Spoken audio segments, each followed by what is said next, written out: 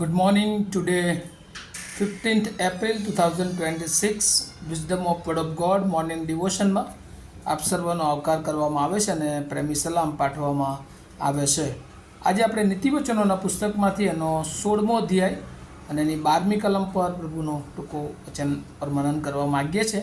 અને પ્રભુનું વચન આ પ્રમાણે કહે છે, નીતિવચન એનો 16મો અધ્યાય અને એની 12મી કલમ. દુષ્ટ કર્મો કરવાથી રાજાઓને કંટાળો આવે છે, કેમ કે નેકીથી રાજ્યાસન સ્થિર રહે છે. NIV બાઇબલ પ્રમાણે Proverbs chapter 16 verse 12, kings detest wrongdoing, for a throne is established through righteousness. અને આ પ્રભુનું વચન છે. અને સુલેમાન જ્ઞાની ને ઈશ્વરે જે ખાસ પ્રકારનું જ્ઞાન આપ્યું ને એના આધારે પ્રભુએ બહુ અદ્ભુત રીતે સુલેમાનનો ઉપયોગ કર્યો ને એ હેતુસર ખાસ કરીને આત્મિક અને વ્યવહારિક શિક્ષણ જે આ પુસ્તકમાં ખાસ જ્ઞાનના પુસ્તક તરીકે આપવામાં આવ્યું છે ને આપણને બધાને રોજ એમાંથી જુદી જુદી વ્યવહારિક બાબતો અને આત્મિક જીવનના વૃદ્ધિને અર્થે જે શિક્ષણ ખાસ આપવામાં આવે છે. અને એમાં ખાસ કરીને આજે આપણે દુષ્ટતાથી દૂર રહીએ એવી બાબત એ ઈશ્વર જાણે કે આપણને શીખવવા માગે છે. અને એક થીમ તરીકે જોવું હોય તો રાઇચિયસનેસ સ્ટેબિલિટી ઇન ગવર્મેન્ટ, એટલે કે નેકીથી રાજ્યાસનમાં સ્થિરતા. કુટુંબ હોય, મંડળી હોય કે રાજ્ય હોય, એમાં જો આપણે સ્ટેબિલિટી અથવા સ્થિરતા જોઈએ છીએ તો એ જો આપણા માર્ગો એ દુષ્ટતાથી દૂર હોય છે અને ઈશ્વરની બીકમાં હોય છે તો જ એમાં ખાસ કરીને સ્થિરતા જોવા મળે છે. કારણ કે ઘણી બધી વાર આપણી પાસે ઘણું બધું હોય અને આપણી પાસે કેપેબિલિટી હોય, પણ જો ઈશ્વરની બીક, ઈશ્વરનું ભય આપણી પાસે નથી તો આપણે જીવનમાં સ્થિરતા મેળવી શકતા નથી. એટલે અહીંયા લખવામાં આવ્યું છે કે દુષ્ટ કર્મો કરવાથી રાજાઓને કંટાળો આવે છે. કોઈ માણસ એ રોંગ ડુઈંગ અથવા જે ખોટી બાબતો છે, દુષ્ટ કાર્યો છે, એ જો કરે છે તો એનાથી રાજાને કંટાળો આવે છે. કારણ કે રાજા એ જાણે છે કે નેકીથી એ રાજ્યાસન સ્થિર એ રહી શકે છે.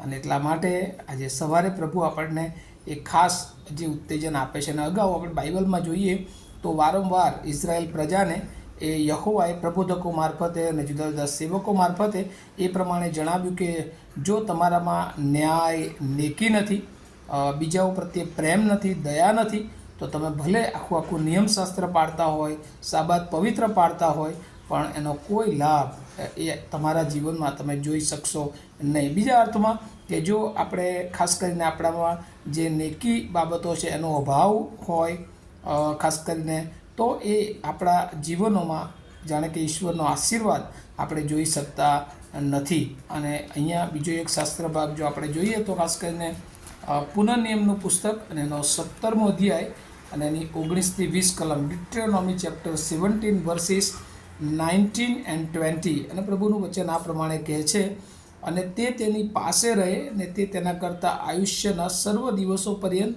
તેમાંથી વાંચે કે તે યહોવાના ડર રાખતો શીખીને આ નિયમના સર્વ વચનો તથા વિધિઓ પાળે ને તેમનો અમલ કરે. એ માટે કે તેનું હૃદય તેના ભાઈઓ પ્રત્યે ગર્વિષ્ઠ ન થઈ જાય ને તે આજ્ઞાથી તે ડાબે કે જમણે ભટકી ન જાય.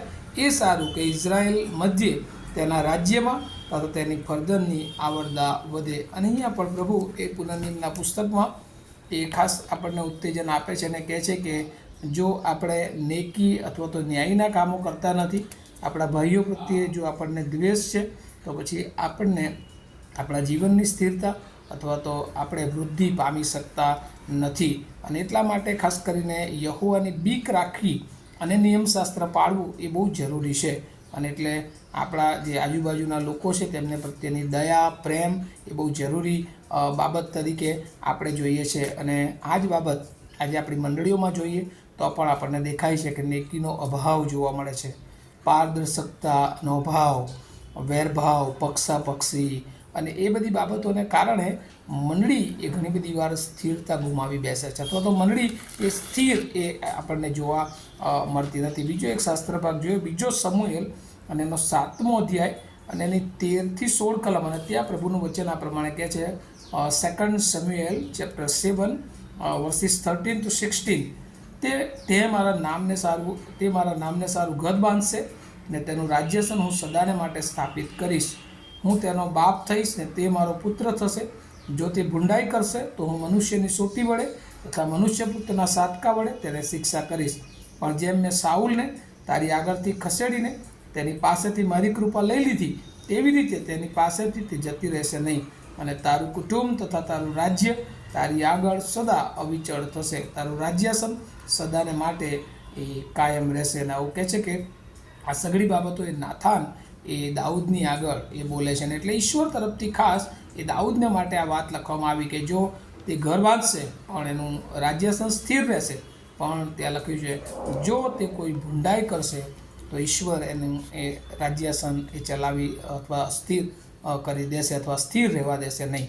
અને એટલા માટે આપણે ગમે એટલા જ્ઞાની હોય, બુદ્ધિશાળી હોય, પણ જો ઈશ્વરને ન ગમતી બાબતો, શૈતાનની બાબતો, દુષ્ટતા એ જો આપણે કરીએ છીએ તો આપણું જીવન પણ સ્થિર રહી શકતું નથી. અને એટલે રાજ્યની વાત હોય, મંડળીની વાત હોય કે આપણા અંગત જીવનની વાત હોય, જો આપણે આપણા જીવનોમાં પણ દુષ્ટતા કરીએ છીએ, પાપોમાં આગળ વધીએ છીએ, તો આપણું જીવન એ પ્રભુમાં સ્થિર રહી શકશે નહીં.